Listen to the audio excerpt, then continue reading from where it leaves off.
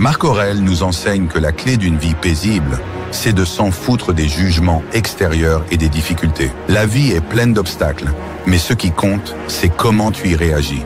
Aujourd'hui, on va explorer l'art du détachement stoïcien et comment rester imperturbable face à la douleur ou aux critiques des autres. 1. Accepte ce que tu ne contrôles pas. Marc Aurèle disait « Accepte tout ce qui t'arrive, même les épreuves les plus dures. » La vie nous apporte des défis, mais passer du temps à se soucier de ce que nous ne contrôlons pas est une perte d'énergie. Il est inutile de se focaliser sur les critiques des autres, les événements imprévus ou les injustices. Ce que tu contrôles, c'est ton attitude face à ces événements. En adoptant un détachement émotionnel, tu te libères du stress inutile et de l'anxiété qui viennent de la quête de validation extérieure. Ta paix intérieure doit être imperméable aux influences externes. 2. Ne cherche pas l'approbation des autres. Le bonheur de ta vie dépend de la qualité de tes pensées. Si tu te préoccupes trop de ce que pensent les autres, tu deviens esclave de leurs opinions. La vérité, c'est que tu n'as pas besoin de leur approbation. Marc Aurèle nous rappelle que l'opinion des autres n'a aucun pouvoir sur notre paix intérieure, à moins que nous ne lui en donnions. Fais ce qui est juste selon tes propres valeurs et laisse les jugements glisser. Lorsque tu t'en fiches de ce que les autres pensent, tu deviens libre, fort et inébranlable. Cela ne signifie pas ignorer complètement le monde, mais de savoir ce qui mérite ton attention. 3e, utilise la douleur comme un tremplin. La vie va te blesser. Les échecs, les déceptions et les obstacles sont inévitables. Mais au lieu de fuir la douleur ou de la redouter, utilise-la pour te renforcer. Ce qui ne me tue pas me rend plus fort, disait Nietzsche, une idée qui trouve ses racines dans le stoïcisme. Chaque difficulté, chaque critique, chaque échec est une opportunité de grandir et d'apprendre. Marc Aurèle nous rappelle que l'univers est fondé sur le changement et que tout ce qui arrive est une chance de nous améliorer. Alors si la vie te blesse, c'est l'occasion de montrer ta vraie force. Sois résilient et continue d'avancer. 4. Concentre-toi sur ton propre chemin. Marc Aurèle écrivait « La seule chose qui nous appartient vraiment est le choix de nos propres actions. Ne laisse pas les distractions extérieures, les critiques ou les événements imprévus t'éloigner de ton chemin. Chacun d'entre nous a sa propre voie à suivre et c'est en restant concentré sur tes propres objectifs que tu atteindras ta meilleure version. Lorsque tu t'en fiches des obstacles et des opinions négatives, tu libères ton esprit pour te concentrer pleinement sur ce qui compte vraiment pour toi. Ce détachement te permet de rester fidèle à tes valeurs, peu importe ce qui se passe autour de toi. La clé du bonheur, selon Marc Aurèle, c'est d'apprendre à s'en foutre des obstacles extérieurs et de se concentrer sur son propre chemin. Quand tu arrêtes de te soucier des jugements des autres, tu deviens invincible. Commande si tu t'es déjà laissé freiner par les critiques extérieures et abonne-toi pour plus de sagesse inspirante. Bienvenue dans cette vidéo sur l'art du détachement émotionnel. Aujourd'hui, nous allons découvrir comment vous pouvez appliquer les techniques stoïciennes pour vous libérer des attachements négatifs et reprendre le contrôle de vos émotions, que ce soit dans vos relations, vos possessions ou même face aux événements de la vie. Premier, le principe du contrôle. La première leçon du stoïcisme est de comprendre la dichotomie du contrôle. Il y a des choses que nous contrôlons, nos pensées et actions, et d'autres que nous ne contrôlons pas, comme les actions des autres. Cette distinction permet de réduire l'attachement émotionnel. Lorsque vous êtes confronté à une situation difficile, demandez-vous, est-ce que j'ai le contrôle sur cela? Si la réponse est non, laissez tomber. Comme l'a dit Épictète, ce qui trouble les hommes, ce ne sont pas les choses, mais les jugements qu'ils portent sur elles.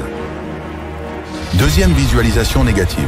La visualisation négative est une pratique puissante qui consiste à imaginer la perte d'une personne ou d'un objet pour réduire l'attachement émotionnel. En anticipant ces pertes, vous apprenez à apprécier davantage ce que vous avez sans vous y accrocher. Par exemple, imaginez la perte de votre emploi ou d'une relation et cela vous préparera à mieux accepter ces situations si elles surviennent. Comme l'a fait Jim Carrey en visualisant ses peurs, cette pratique permet de faire face aux événements avec sérénité, tout en cultivant une appréciation de ce que vous possédez actuellement.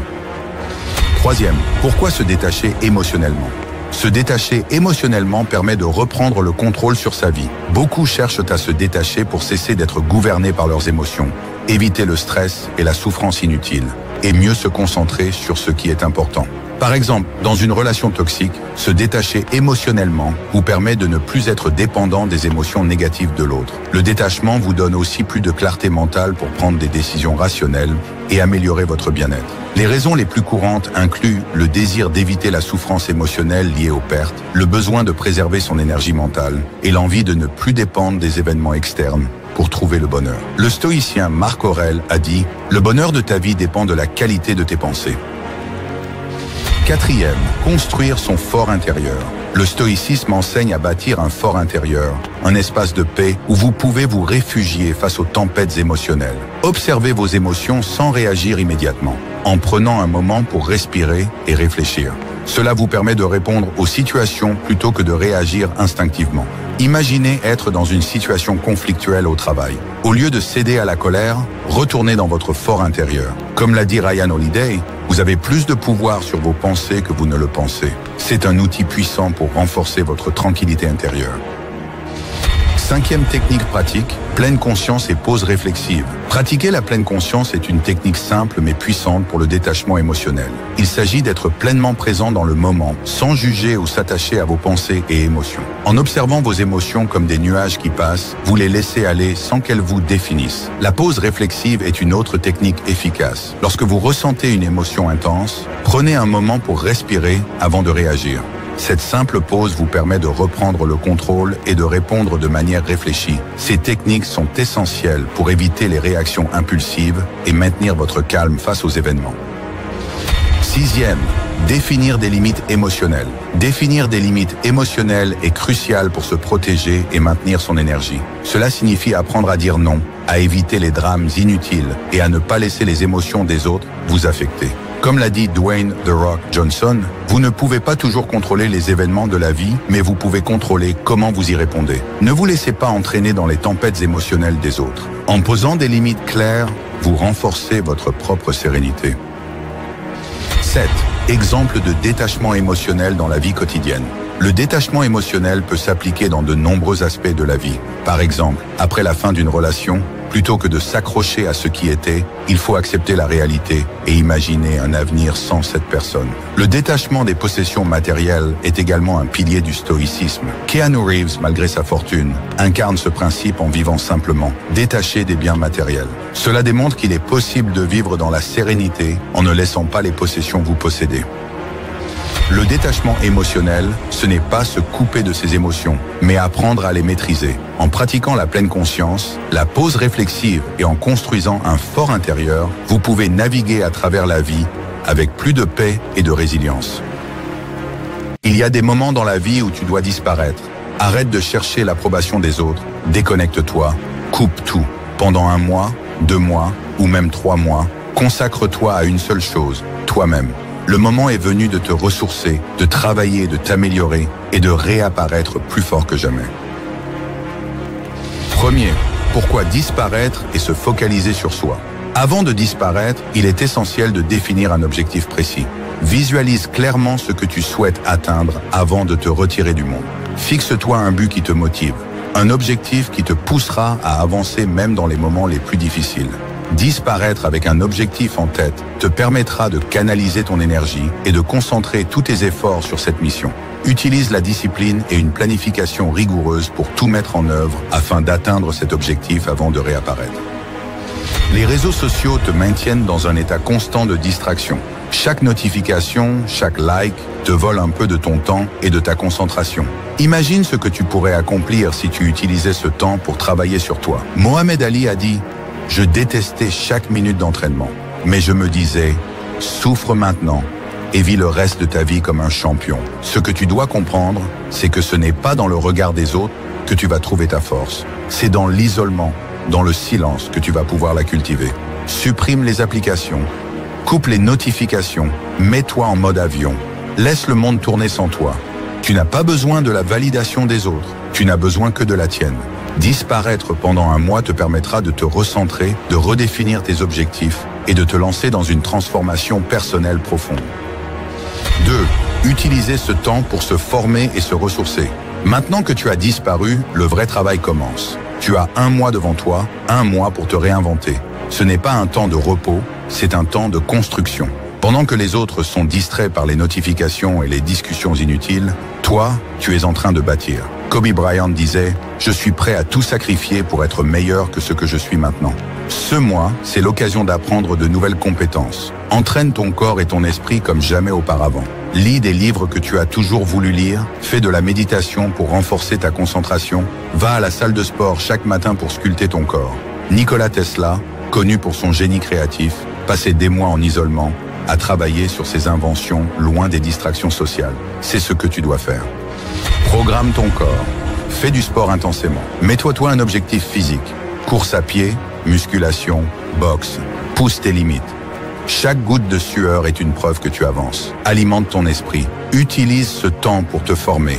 Inscris-toi à des cours en ligne. Apprends de nouvelles compétences. Warren Buffett passe 80% de son temps à lire. Le savoir, c'est ta plus grande arme. Renforce ta discipline. Supprime les distractions de ta vie. Crée une routine stricte. Pas de place pour les excuses. En prenant du recul, tu pourras mieux organiser ta vie, mieux planifier ton futur. La discipline, c'est ce qui te mènera au succès. Ressource-toi spirituellement.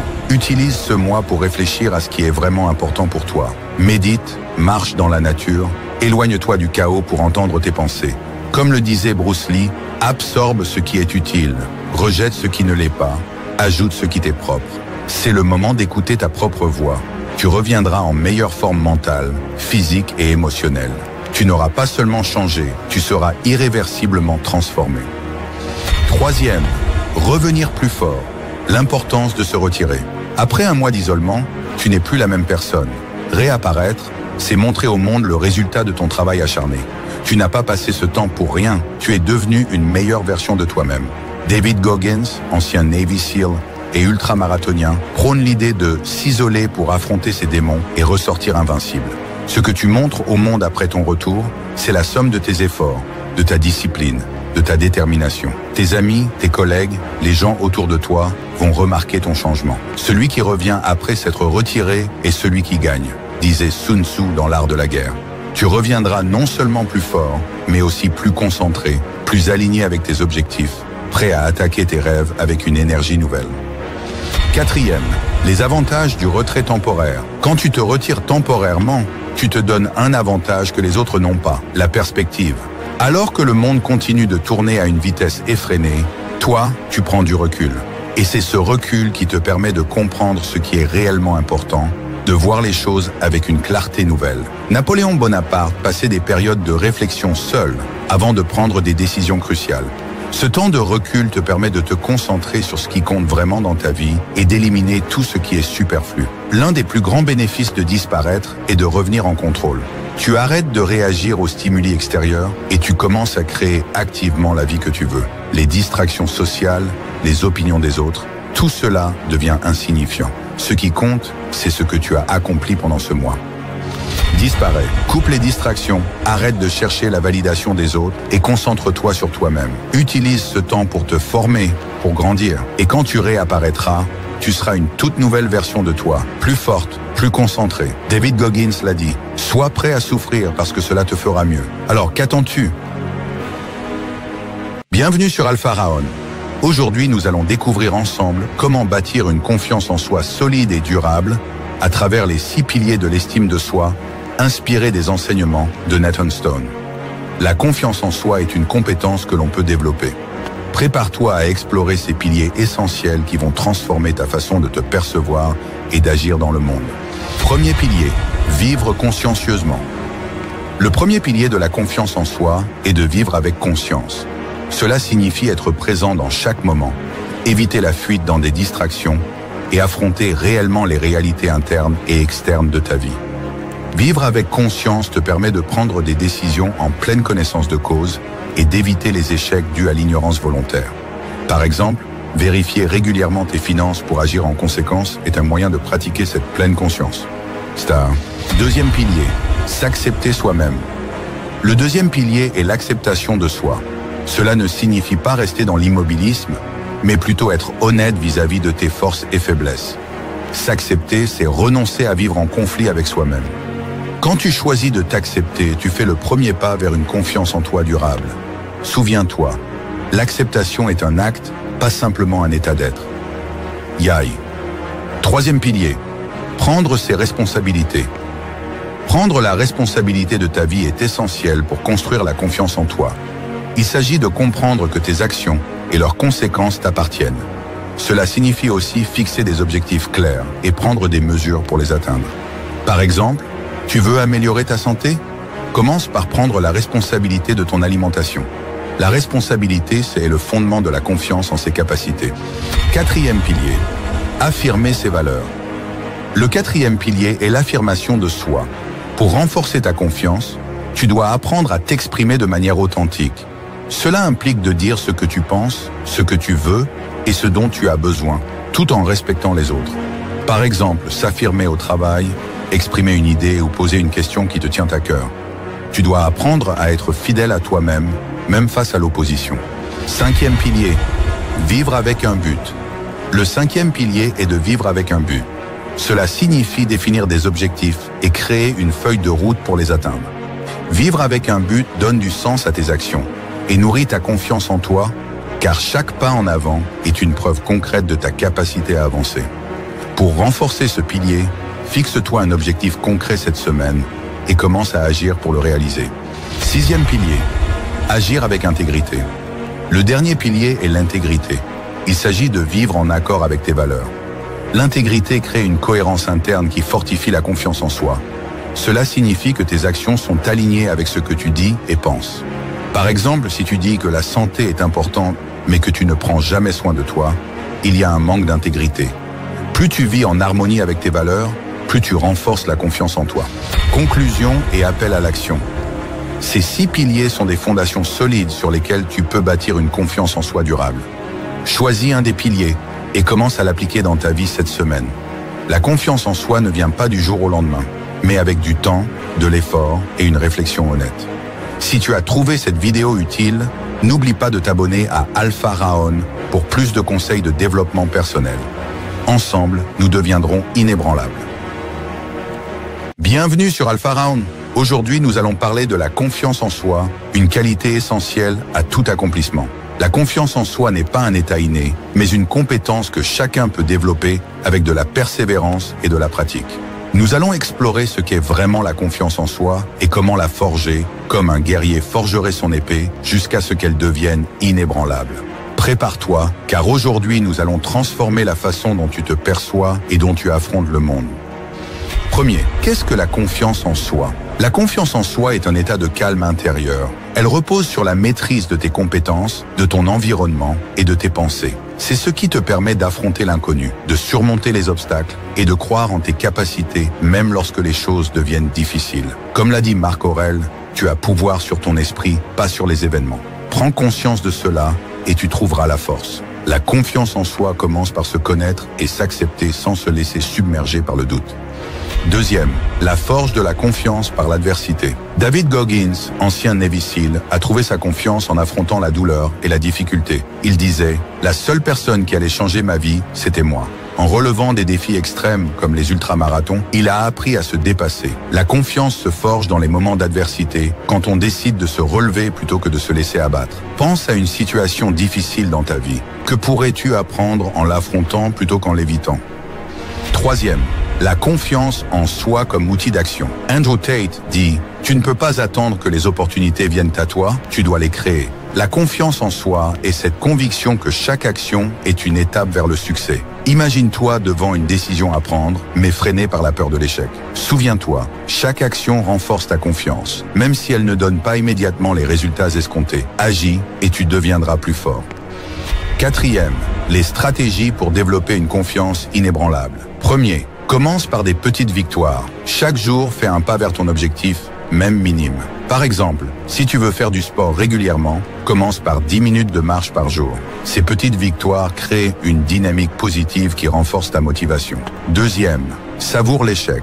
Winston Churchill disait « Le succès n'est pas final, l'échec n'est pas fatal. C'est le courage de continuer qui compte. L'échec fait partie du chemin et il te permet d'apprendre. En échouant, puis en t'améliorant, tu construis une confiance qui ne se brise pas facilement. » Troisième maîtrise, toi-même et ton environnement. La confiance vient de la maîtrise de tes compétences, de ton environnement et de tes pensées. Plus tu développes ces aspects, plus ta confiance grandira. Un environnement organisé et des pensées positives sont essentiels pour te développer dans la bonne direction. Cinquième, la confiance et les croyances personnelles. Comme l'a dit Épictète, ce qui trouble les hommes, ce ne sont pas les choses, mais les opinions qu'ils en ont. Les croyances limitantes sont souvent notre plus grand obstacle. Si tu te dis « je ne peux pas », cela deviendra vrai. Remplace-le par « je peux et je vais le faire » et observe comment ton état d'esprit change. La confiance commence par ce que tu choisis de croire. La confiance en soi est une compétence qui se développe par la pratique et la répétition. Choisis un défi personnel cette semaine, que ce soit de parler en public, d'apprendre quelque chose de nouveau ou d'affronter une peur. Mets-toi au travail et partage ton expérience. La route vers une confiance inébranlable commence ici et maintenant. Ensemble, nous grandirons.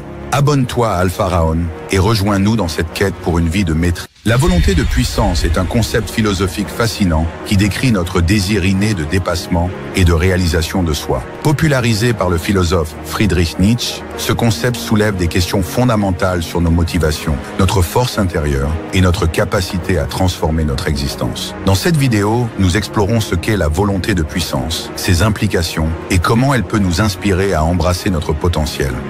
Johan, qu'est-ce que la volonté de puissance? La volonté de puissance, selon Nietzsche, est bien plus qu'une simple quête de pouvoir ou de domination. C'est une force intérieure qui pousse chaque individu à s'améliorer, à se surpasser et à créer sa propre réalité. Nietzsche écrivait « L'homme doit trouver sa grandeur dans la capacité de se dominer lui-même. Cette volonté n'est pas dirigée contre les autres, mais contre soi-même pour aller au-delà des limitations et devenir la meilleure version de soi. Elle représente une énergie créatrice, un moteur de transformation personnelle.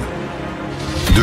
La différence avec le désir de pouvoir. Il est important de distinguer la volonté de puissance de l'idée de soif de pouvoir. Le désir de pouvoir est souvent orienté vers la domination sur autrui, tandis que la volonté de puissance est un développement intérieur. Par exemple, dans le sport, un athlète cherche à se dépasser pour atteindre des records personnels à travers le travail et la persévérance, sans nécessairement écraser les autres. Cette volonté est une quête de perfection qui repose sur la discipline et l'auto-amélioration, plutôt qu'une simple domination.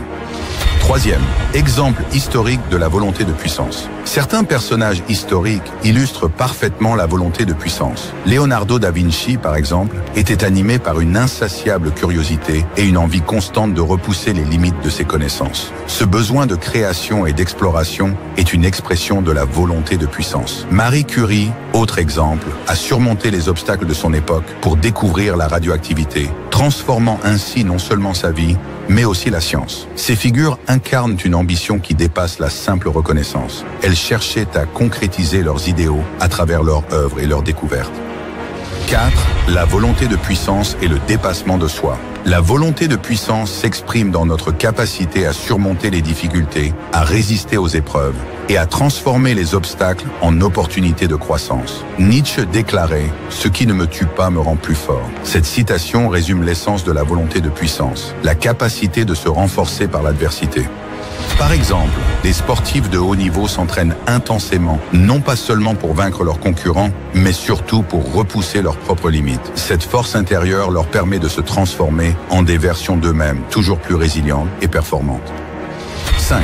La création de sens et la réalisation de soi. Nietzsche pensait que la volonté de puissance nous pousse à créer du sens dans notre vie. Ce n'est pas une recherche de confort ou de sécurité, mais un besoin de donner un but à notre existence. En refusant les réponses toutes faites, on choisit de tracer notre propre chemin. Par exemple, un artiste qui crée des œuvres uniques, non pour la gloire, mais pour exprimer sa vision du monde, illustre la volonté de puissance en action. En créant son propre sens et en suivant sa voie, il dépasse les attentes sociales pour donner un sens personnel à sa vie.